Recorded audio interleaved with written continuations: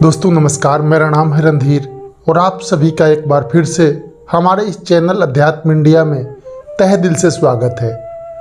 दोस्तों आज की इस वीडियो में मैं आप सभी को बताने वाला हूं कि कैसे हुई थी भगवान श्री कृष्ण के प्रियतमा राधा रानी की मृत्यु और भगवान श्री कृष्ण ने क्यों तोड़ दी थी बांसुरी।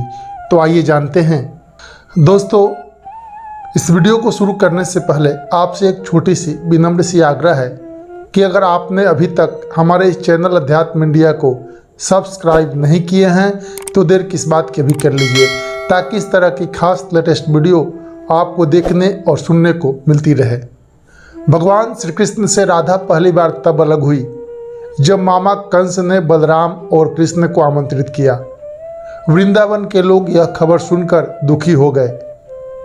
मथुरा जाने से पहले श्री कृष्ण राधा से मिले थे। राधा कृष्ण के मन में चल रही हर गतिविधि को जानती थी।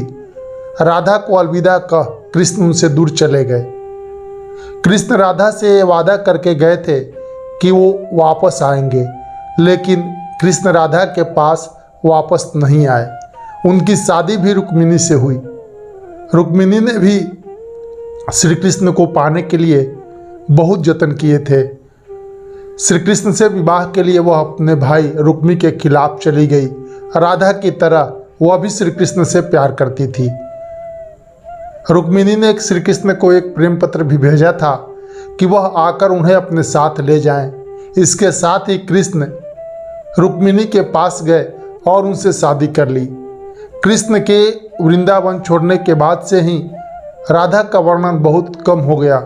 राधा और कृष्ण जब आखिरी बार मिले थे तो राधा ने कृष्ण से कहा था कि भले ही वो उनसे दूर जा रहे हैं, लेकिन मन से कृष्ण हमेशा उनके साथ ही रहेंगे। इसके बाद कृष्ण मथुरा गए और कंस और बाकी राक्षसों को मारने का अपना काम पूरा किया। इसके बाद प्रजा की रक्षा के लिए कृष्ण द्वारका चले गए और द्वारकाधीश के नाम से लोकप्रिय हुए। जब कृष्ण वृंदावन से निकल गए तब राधा की जिंदगी ने अलग ही मोड़ ले लिया था। राधा की शादी हो गई।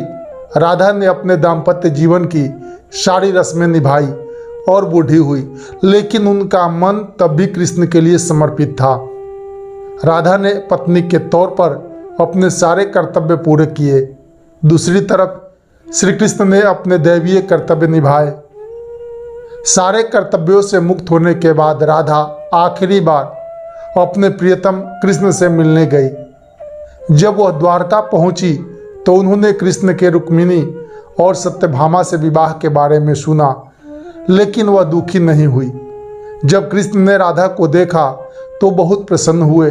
दोनों संकेतों की भाषा में एक दूसरे से काफी देर तक बातें करते रहे।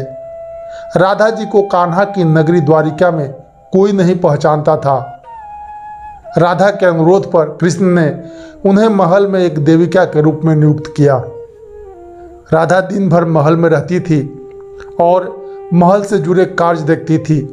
मौका मिलते ही वह कृष्ण के दर्शन कर लेती थी, लेकिन महल में राधा ने श्री कृष्ण के साथ पहले की तरह का आध्यात्मिक जुड़ाव महसूस नहीं कर पा रही थी। इसलिए राधा ने महल से दूर जाना तय किया।